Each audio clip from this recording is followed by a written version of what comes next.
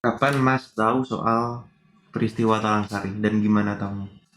Waktu peristiwa Talang Sari itu, kalau nggak salah saya kelas 3 SD. Nah, Talang Sari itu yang saya tahu dulu, sebelum saya mengatasi Talang Sari, dulu yang saya tahu dari waktu kecil itu, jadi peristiwa itu ada di dua tempat. Ada di Dusun Talang Sari, sama yang satu lagi di Desa Sidoarjo.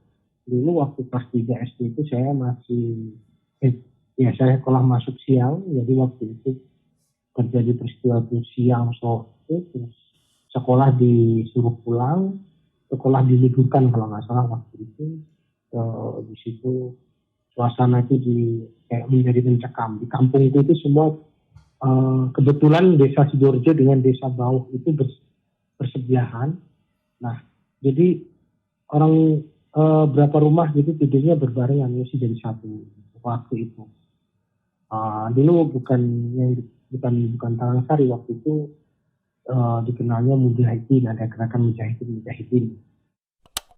Kita masuk di masa Orde Baru di mana pengawasan oleh negara benar-benar masif. Di mana-mana ada intel, termasuk salah satunya sebuah dusun kecil di daerah Lampung.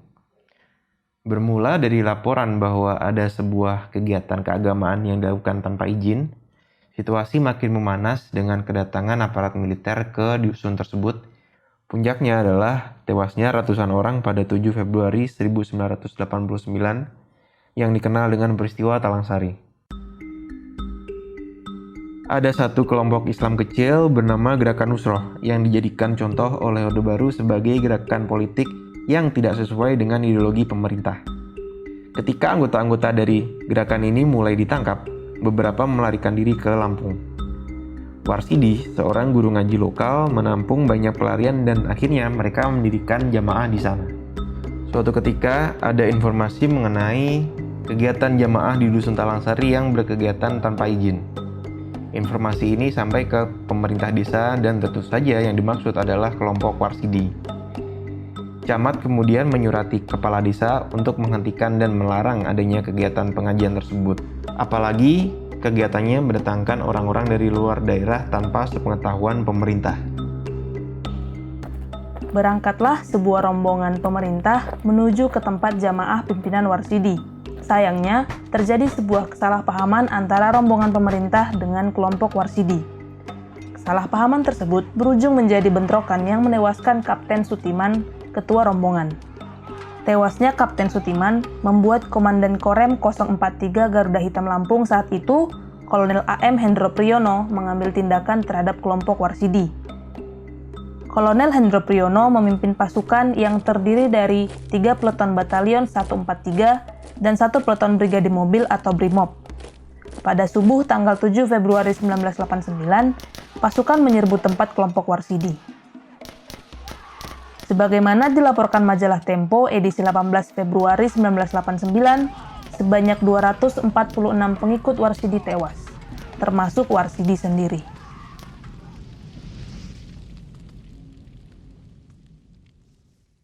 Nama lengkap saya Kabus Supaito.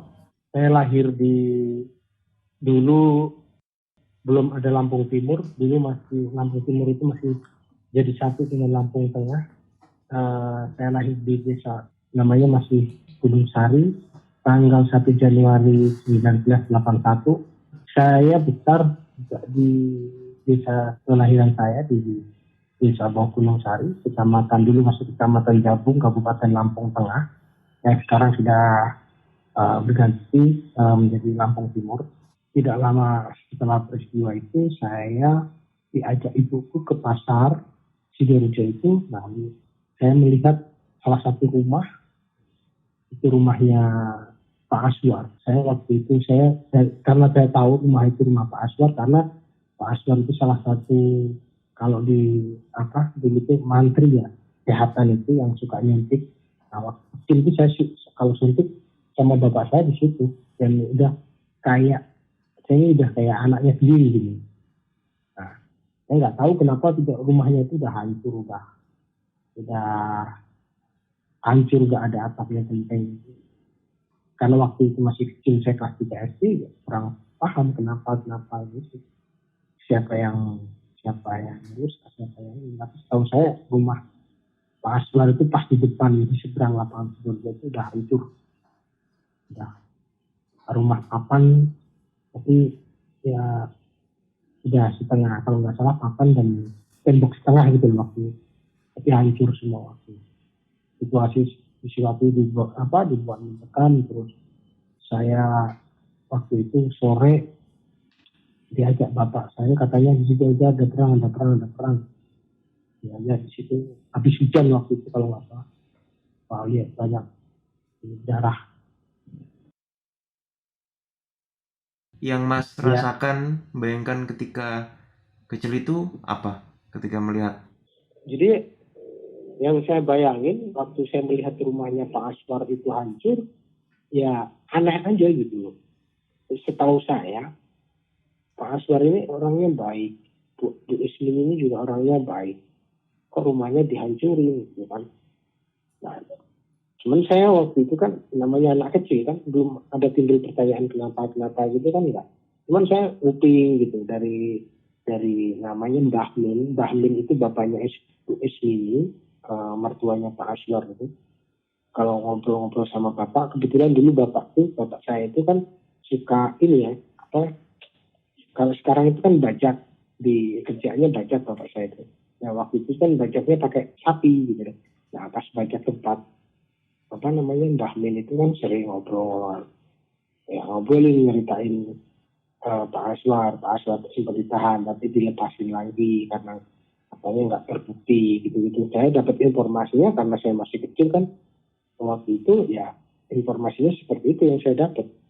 Itu di Talangsari itu kebanyakan orang yang dari luar yang ikut pengajian itu. Iya. Nah di Sidoarjo ini kan juga ada pengajian, termasuk masih ada kaitannya dengan jamaah Warsidi waktu itu. Karena nggak tahu kenapa ada seperti anaknya Pak Aswar itu, bukan anak yang hilang, anaknya yang hilang itu anak angkatnya.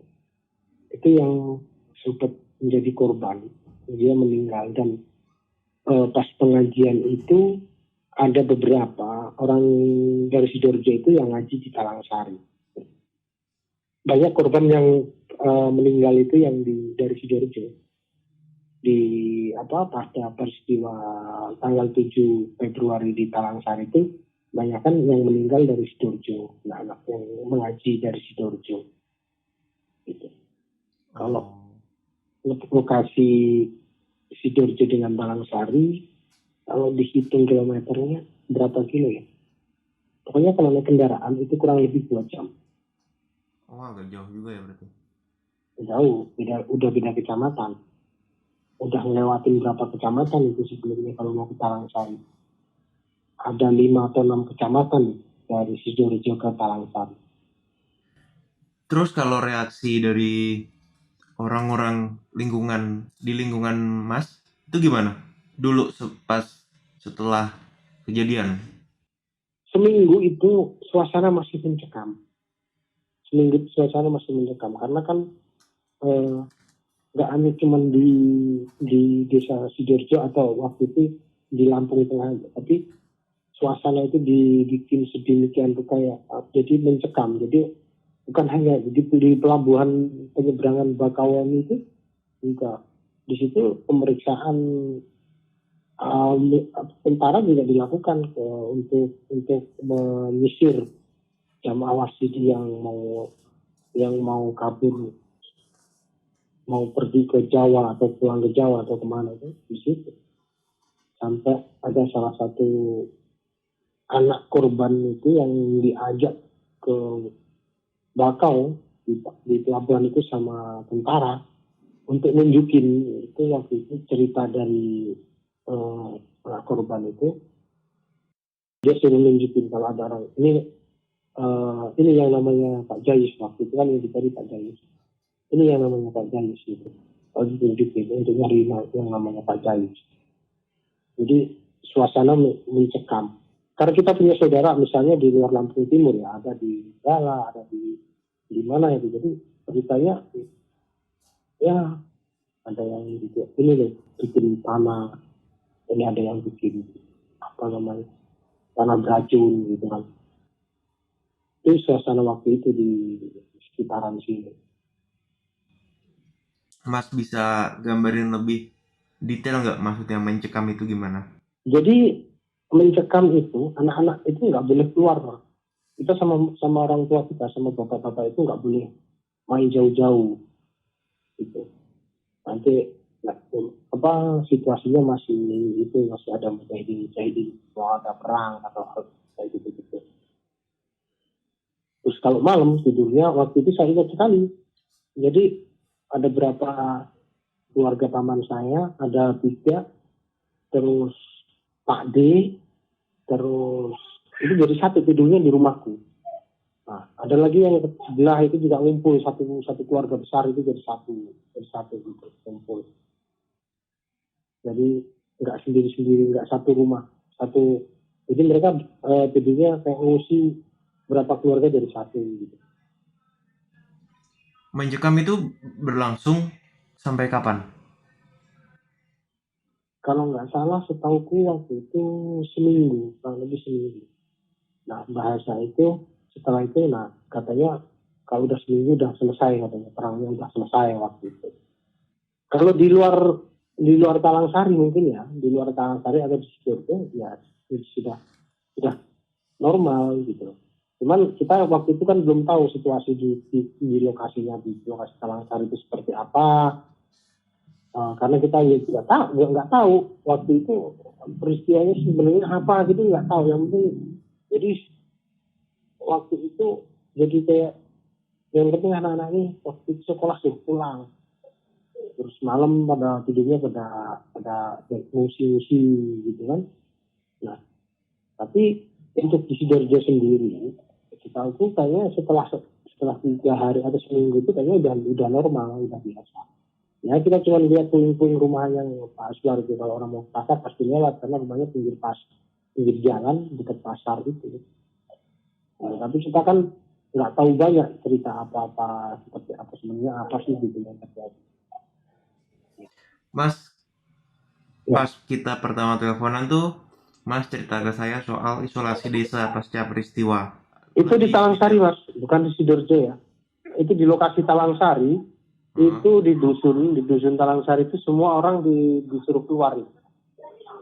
Disuruh keluar dari Talangsari, dari dusun Talangsari itu, dan di dusun itu jadi kayak terisolasi gitu. Di situ dijadikan pos tentara. Salah satu rumah warga, rumahnya Mbah Mardi, saya panggil Mbah karena dia udah tua. Jadi dia di rumahnya itu dijadikan pos tentara. Hanya satu rumah itu yang dipakai. Lebihnya orangnya keluar semua. Tapi kalau di desa Sidoarjo sendiri berarti gimana? Kalau desa Sidoarjo di rumah Pak Aswar aja. Setauku waktu itu di rumah Pak Aswar aja yang hancur, yang dirusak. Tapi kalau untuk kondisi situasinya itu nggak ini yang di Talangsari. Cuman begini, di Sidoarjo itu kan Pak Aswar itu setelah dia dibebaskan, dia ini kan masih dalam pantauan. Jadi di Sidoarjo, pasca peristiwa Talangsari itu, kepala desanya tentara aktif. Artinya begini, karena di desa itu mungkin karena telah terjadi peristiwa Talangsari yang di Sidoarjo aktif. Nah kemudian kepala desanya di situ dipimpin oleh TNI aktif waktu itu. Namanya Pak Amri Wasin waktu itu. Itu setelah 7 Februari? Iya, pas setelah ini. Karena kepala desa waktu peristiwa itu meninggal. Kepala desa Sidoarjo itu meninggal. Dia jadi korban ya. Oh. Dia waktu itu meninggal pas peristiwa tanggal 7 itu meninggal. Pak Aswar, yang tadi sempat disebutkan namanya oleh Mas Kabul, memberikan kesaksiannya dalam buku Menemukan Kembali Indonesia. Berikut cuplikan kesaksian Pak Aswar.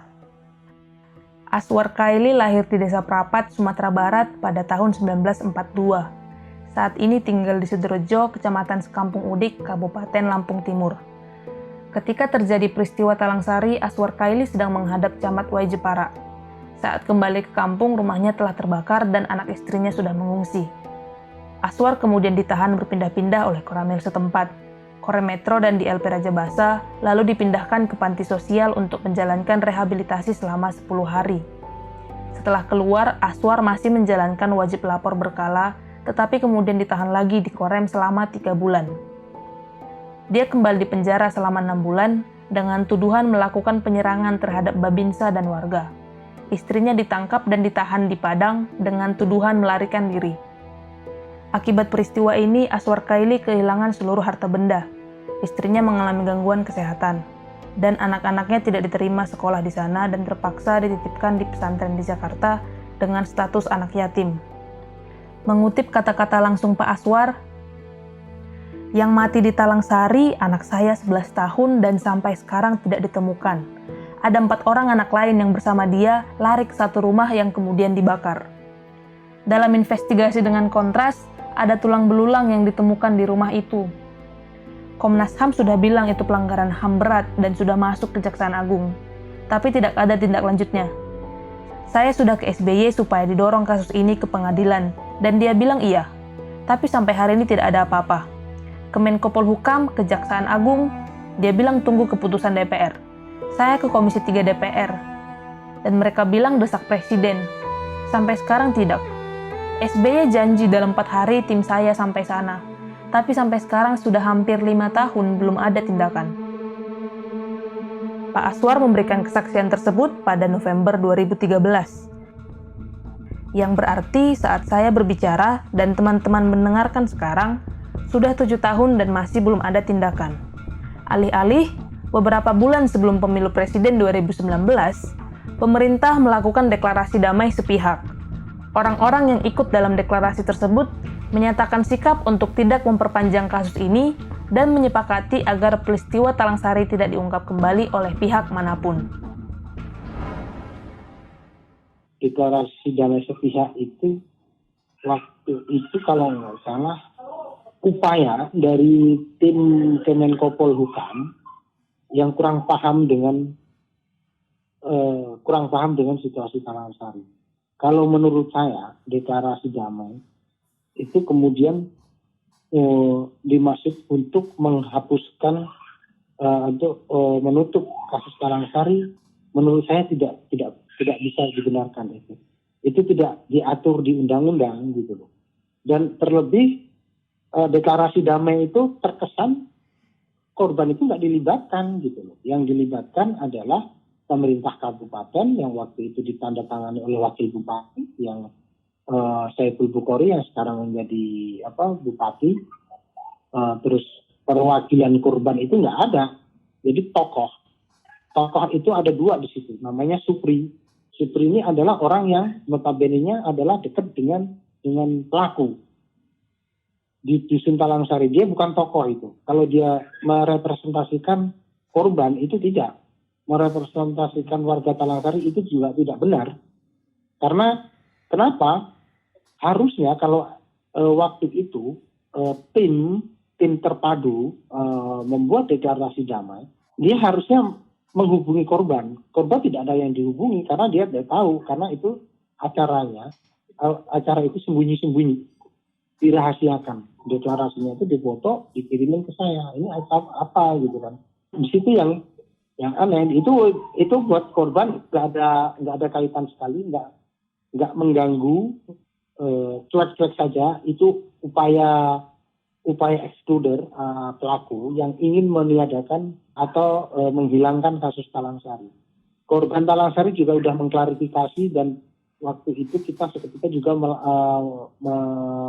melaporkan ke Ombudsman terkait dengan deklarasi damai yang dilaksanakan di Kabupaten Lampung Timur yang diinisiasi oleh tim terpadu, waktu itu dipimpin oleh Pak Dirjen Rudi Samsir dan ditandatangani oleh Ketua DPR, Wakil Bupati, dan 2 orang yang itu bukan korban. Terus selain ke Ombudsman, kita juga mengadu ke Komnas HAM. Komnas HAM juga statement Komnas HAM tetap bahwa deklarasi damai tidak mempengaruhi proses hukum penyelidikan yang dilakukan oleh Komnas HAM terhadap kasus dugaan pelanggaran HAM berat Talang Sari. Oke Mas, aku mau lanjut ke aktivitas Mas sebagai pendamping. Kapan Mas menjadi pendamping? Saya mulai menjadi pendamping itu setelah saya bergabung di 2008 saya di Kontras. Saya ikut mendampingi kasus Talang Sari. 2008 itu saya mengadvokasi kasus Talang Sari untuk di tingkat nasional gitu. Audiensi ke lembaga negara, ke manapun, ke instansi yang kita datengin, itu saya mulai di situ saya menyampaikan apa yang dirasakan oleh korban Talang Sari dari 2008 itu. Itu awal saya mengadvokasi Talang Sari ya.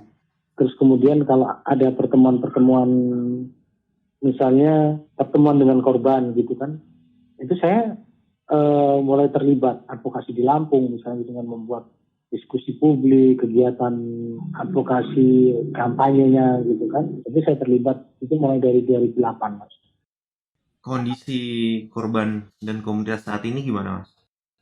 Untuk kondisi korban Talang Sari dari sisi ekonomi itu variatif. Ada yang secara ekonomi dia sudah makmur gitu kan, karena udah sejahtera gitu kan. Ada yang masih minim, ekonominya masih di bawah juga ada variatif Mas. Kalau untuk kondisi ekonomi ya. Nah, tapi untuk keberanian korban untuk mengungkap, untuk mengatakan dia adalah orang Talang Sari, itu beda dengan dulu dengan sekarang. Kalau dulu cenderung kayaknya mereka ini agak takut-takut itu kalau dia mau bilang saya ini ex Talang Sari. Tapi beda dengan sekarang, mereka udah terang-terangan. Kalau memang saya dulu bekas ini korban Talang Sari gitu. Kalau untuk kondisi bagaimana relasi korban dengan pemerintah gitu kan, mulai tingkat desa, kecamatan, kabupaten, itu sudah bagus, sudah banyak perubahan, dan perubahan kebijakan oleh pemangku kekuasaan juga udah mulai berubah, mereka udah mulai terbuka, banyak program-program yang diprioritaskan mulai di desa itu yang untuk diarahkan ke korban Talang Sari. Sampai mana negara atau pemerintah udah memenuhi hak-hak korban? Bukan hak-hak korban, tapi pemerintah sekarang sudah mulai memberikan perhatian. Perhatian itu hak korban yang selama ini haknya sebagai warga negara belum terpenuhi. Jadi pemerintah sekarang sudah ada perhatian terhadap korban Talang Sari, dan bukan hanya yang di Talang Sari, tapi yang tinggal di luar Talang Sari. Sudah mulai ada perhatian. Kalau untuk pemenuhan sih belum ada yang istimewa sebagai korban, belum. Karena mereka misalnya mendapatkan akses layanan, misalnya infrastruktur. Itu bukan ya karena dia korban, dia warga Indonesia, warga negara, itu dia juga berhak untuk merasakan haknya sebagai warga negara seperti warga lainnya gitu. Jadi kalau diskriminasi baik itu sosial ataupun administratif, gimana tuh kalau sekarang kondisinya? Apakah masih ada? Sekarang sudah untuk untuk perlakuan diskriminasi, kalau ini sudah mulai terkikis, sudah mulai hilang, dan sekarang udah tidak seperti dulu lagi. Kalau dulu kita membuat kegiatan selalu diawasi dan masih dianggap sebagai kegiatan yang belum jelas, yang negatif gitu. Jadi setiap kita membuat kumpul-kumpul itu harus ada pemberitahuan, harus memberitahukan ke polsek, kepala desa seperti itu. Kalau sekarang sudah tidak. Mereka dengan caranya sendiri korban mengembalikan nama baiknya sendiri, misalnya dengan dia memotivasi lingkungannya, misalnya dengan membuat forum-forum atau kelompok-kelompok itu yang kemudian sedikit demi sedikit menghilangkan kayak jadi rekonsiliasi sosial gitu loh, menghilangkan stigma terhadap korban seperti itu. Peristiwa Talang Sari melahirkan pertanyaan mengenai akuntabilitas pejabat publik kita, baik di tingkat nasional maupun lokal. Akuntabilitas. Akuntabel berarti dapat dipertanggungjawabkan. Akuntabilitas berarti keadaan ketika seseorang dapat dimintai pertanggungjawabannya. Pada kesempatan yang akan datang, ketika kamu akan memberikan suaramu untuk calon pemimpin yang menjanjikan ini itu dan banyak sekali, jangan lupa untuk cek akuntabilitasnya.